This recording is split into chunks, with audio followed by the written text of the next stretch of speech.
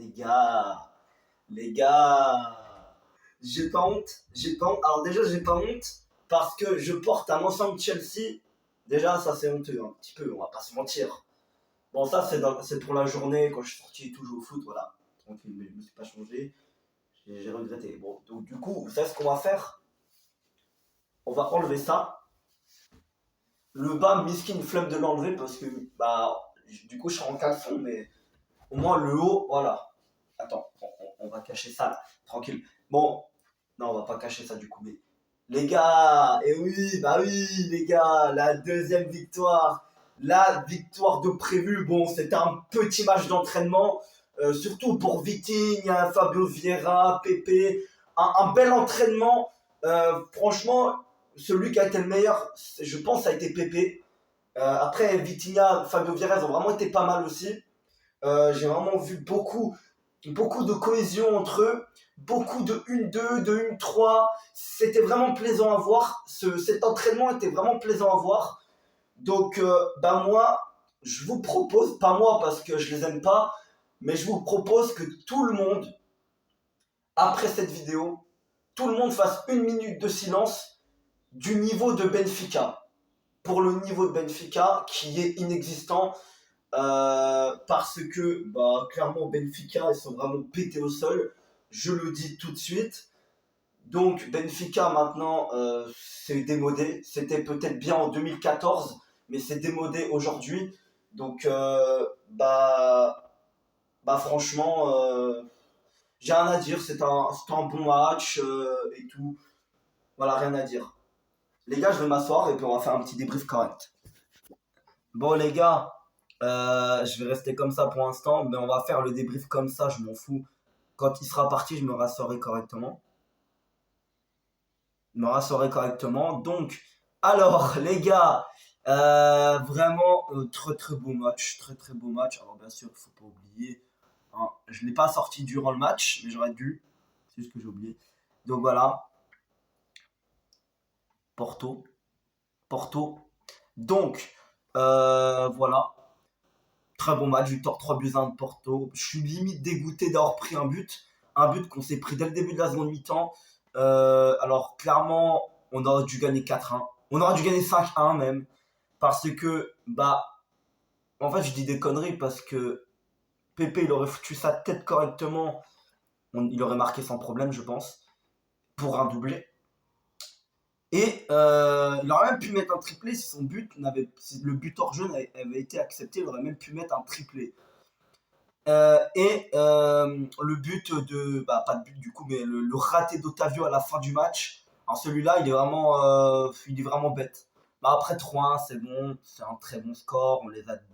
Ça, en vrai, ça n'a pas été compliqué parce que début de match, clairement, on se fait manger par Benfica. Mais on marque déjà en 3 minutes. 2-0, c'est plié.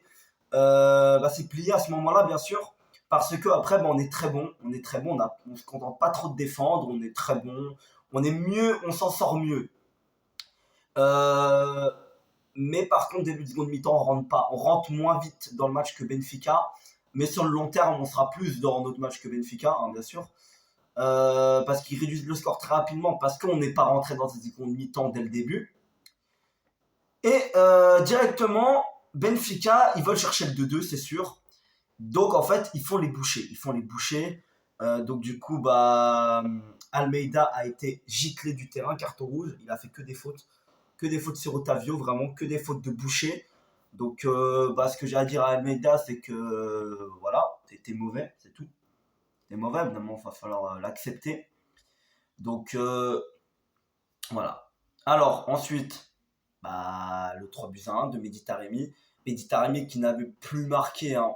Je crois qu'il n'a plus marqué depuis 2 mois qu'il a plus marqué, Mehdi Taremi. 2 mois, pas 3 mois, 2 mois. La dernière fois qu'il avait marqué, je crois, c'était contre Santa Clara en Coupe de la Ligue portugaise. Le dernier but de Taremi que je me rappelle, parce qu'il n'y a pas longtemps, ils ont dit que Taremi avait plus marqué depuis ce jour-là. Donc voilà. Ou alors c'est son triplé contre Tondela, je sais plus. Non, je crois que son triplé, il l'a mis avant la défaite contre Santa Clara. Je m'en rappelle plus très bien. Bon, bref, on a gagné. On a gagné, c'est ça qu'il faut retenir. Hein, mon gros bébé? C'est ça qu'il faut retenir. Oui, oui, oui.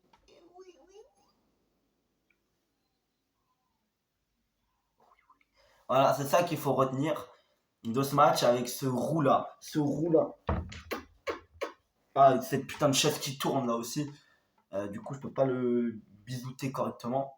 Donc, ouais, il s'énerve aussi. Toi, tu calmes ta queue. Merci. En plus, voilà, tu fais ça. Voilà, tu niques la vidéo. Non, voilà, arrête, Prince. Je vais te la bloquer, hein. Non, en tout cas, bonne nouvelle aussi, c'est que j'ai pas perdu ma voix. Ça, c'est une bonne nouvelle. J'étais très, très, très sceptique sur ma voix à la fin de ce match. Même si on perdait, bah, finalement, je l'ai pas perdu du tout. Ma voix a très, très bien supporté le coup. Alors que pourtant, j'ai beaucoup gueulé pourtant. Hein, j'ai pas mal gueulé. Alors peut-être moins que le match du Coupe du Portugal, mais au Coupe du Portugal, j'avais à peine gueulé, c'est bon, j'avais plus de voix. Donc voilà. Alors, moi, je suis pas malade. Bon, voilà, Mehdi Taremi qui marque très très bien pour sa confiance, notamment que je l'ai beaucoup taillé, hein, ces derniers temps. Est-ce que ça va lui redonner de la confiance? On verra. Bah, direct après, il retire. Bah, c'était cadré. Même si c'était sur le gardien, il abuse un peu, mais c'était un peu compliqué de pas tirer sur le gardien en fait, parce qu'il était excentré sur le côté. Mais après ce 3-1, les gars, je pensais qu'on allait défendre. Je pensais qu'on allait prendre le bouillon. Comme on a pris juste après le 2-1, même si c'était à 10, hein, ils nous ont quand même bien pressé, ils nous ont bien attaqué. Mais dès qu'on a mis le 3-1, ça y est, Benfica n'a plus existé, à part une belle frappe je sais plus, attends, non, je me rappelle plus, de Gilberto, je crois. Une belle frappe juste en dehors de la surface qui a été captée par Diogo Costa assez facilement. Une frappe de Rafa qui partait en lucarne, mais sur le côté, dehors en fait. Donc attention. Bon, voilà. Alors, très clairement, cette belle victoire. Après, on a complètement eu le contrôle du ballon. Clairement, on a eu le contrôle du ballon. On n'a rien laissé à Benfica. On a eu le contrôle du ballon après le 3-1. Je pensais qu'on allait défendre, mais finalement, c'est pas le cas. Donc, très content de Porto pour enfin avoir pris d'autres initiatives que défendre quand on est bien. Enfin, est-ce que ça va pas nous donner des suites pour le match retour qui sera à Lisbonne? Je pense que ça va être plus compliqué au match retour quand même. Faut pas abuser, ce sera chez eux, donc ce sera plus dur. Mais on verra. Ce que j'ai à dire, c'est que Benfica est pas bon du tout. Benfica, objectivement, ils sont mauvais contre nous. Ça va faire, bah, de sûr, c'est inévitable parce qu'on ne joue pas contre eux jusqu'au mois de mai. Donc, au mois de mai, ça fera 3 ans. 3 ans que Benfica nous a plus battus. La dernière fois, c'était en mars 2019 qu'ils nous ont battus. Rendez-vous compte, hein, ça va faire 3 ans qu'ils nous ont plus battus. Depuis, c'est victoire 2-0 à Lisbonne, victoire 3-2 à Porto, victoire 2-1 en finale de Coupe de Portugal, victoire 2-0 en Super Coupe du Portugal, un partout chez nous en championnat, un partout au match retour à Lisbonne au match retour, victoire 3-0 bah là il y a une semaine et victoire 3-1 aujourd'hui. Donc ça fait 2 nuls et 6 victoires. Quand même, rendez-vous compte. C'est beaucoup, beaucoup, beaucoup, beaucoup trop. Pour Benfica, parce que pour nous, clairement, ce sera pas trop. On ira chercher une 7ème victoire euh, au match retour. Et après, on ira chercher une 8ème victoire si on acquérait la 7ème. En tout cas, on ne lâchera pas cette invincibilité. On ne lâchera pas tout court. Si on peut faire les 5 ans, on fera les 5 ans. Si on peut faire les 10 ans, on fera les 10 ans. Bon, les gars, il n'y a pas de secret. Benfica, pour nous battre, déjà, il faut remettre de l'ordre dans ce club. Parce que je trouve que Benfica, ils ne prennent pas le Classico assez au sérieux. Je trouve qu'ils ne prennent pas le Classico assez au sérieux. À chaque fois, on arrive à les piquer facilement. Parce que nous, vu qu'on le prend toujours au sérieux, ce Classico, vraiment, nous, le Classico, on est sérieux dès le début. On est très sérieux. Donc directement, la différence, elle se voit. Directement, on les met mal. Directement. Benfica, ils ont fait que faire des fautes à la fin du match. Clairement, si Seferovic ne prend pas jaune, je comprends pas pourquoi il prend pas de jaune, Seferovic déjà. Gilberto, clairement aussi. il doit prendre un jaune. Non, mais ils doivent tous prendre des jaunes en fait. C'est obligé. Au bout d'un moment, tu as une faute sur Otavio, quand même, où il se fait charcler la cheville quasiment. Donc voilà, j'ai rien à dire. Que des fautes, que des fautes. Cette équipe-là n'est pas possible. Je ne vois pas comment on pouvait ne pas les battre. Ils sont mauvais. Clairement, leur troisième place est justifiée. Clairement. Et même Braga, ils peuvent les battre. Cette saison, Braga, c'est moins fort que les saisons précédentes.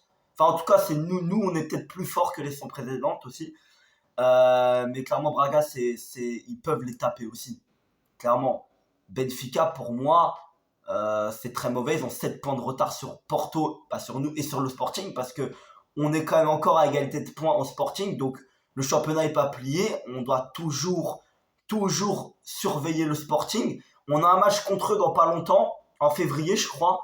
Donc, va falloir les battre. En plus, c'est chez nous, c'est à domicile, donc va falloir les battre pour enfin prendre cette première place définitivement. Et je pense qu'on a les armes pour les battre quand même. Même ce sera plus compliqué que contre Benfica. Bon, alors là, on va faire la composition d'équipe avec Diogo Costa au goal, Mbemba, Fabio Cardoso. Alors déjà, les gars, on a mis en tout en 2 matchs 6-1 à Benfica en n'ayant pas Pépé quand même. Et ça c'est fort. Imaginez, on avait Pépé. On n'aurait pas pris de but. On n'aurait pas pris le but de Yaremchuk, je vous le dis. On n'aurait pas pris son but. Donc, pour moi, voilà. Clairement, ouais, toi, mets-toi comme ça je m'assois correctement, enfin. Bon, donc voilà. Pour moi, ce but a été un peu con. Mais avec Pépé, on se serait pas pris. Mais Fabio Cardoso, recrue de l'été, hein. Une recrue magnifique. Mais Cardoso, c'est vraiment un très très très bon défenseur. Clairement, c'est un très bon défenseur.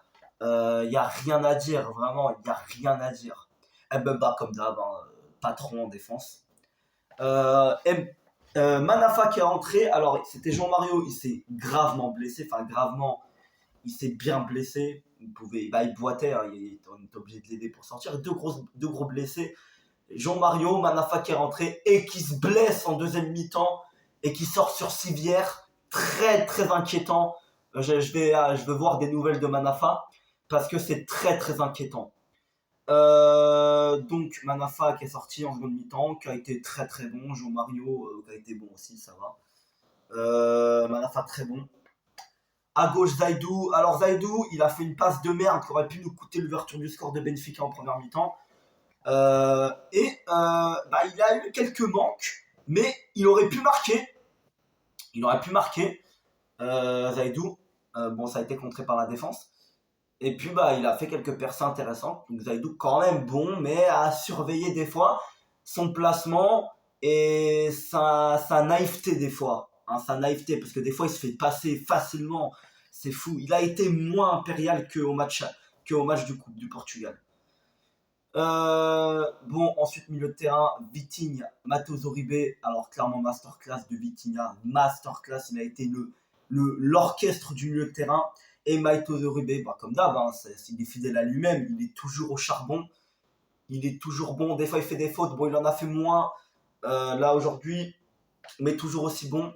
À droite, on avait Otavio, taille patron. Otavio, patron. Il fait une passe D pour Pépé. Voilà, une passe D dans le match pour Pépé. Pour le deuxième but, c'est magnifique. Il aurait même pu faire une autre passe D si Pépé avait réussi à claquer sa tête, mais Gilberto a été plus vigilant que lui. Donc, pour moi, Pépé aurait dû mettre un doublé, même un triplé. Si jamais son but aurait pu être accepté, mais pour moi, il était bel et bien hors jeu. Et puis, voilà, Otavio taille patron. El Grande de la Luis Diaz. Non, les gars! Parce que il fallait qu'une couille nous tombe. El Grande de la Luis Diaz de la Colombia de la Barrancas a chopé le Covid-19.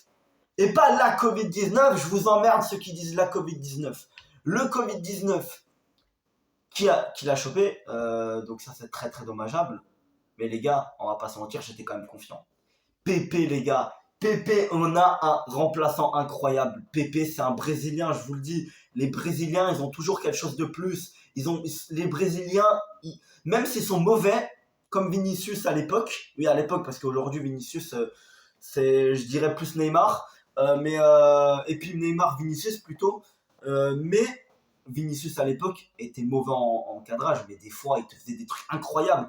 Vinicius, bah, pas Vinicius, mais les Brésiliens en général, même s'ils peuvent faire de la merde, ils ont toujours cette technique en plus. Et Pepe, il a toujours cette technique en plus. Mais en plus de ça, il a fait une masterclass et il a été très bon. Il a mis un but. Il a été incroyable, Pepe, aujourd'hui. Pour moi, masterclass de Pepe. Et en pointe, on avait Mehdi Taremi. C'est tout. Mehdi Taremi, il y avait Fabio Vieira aussi.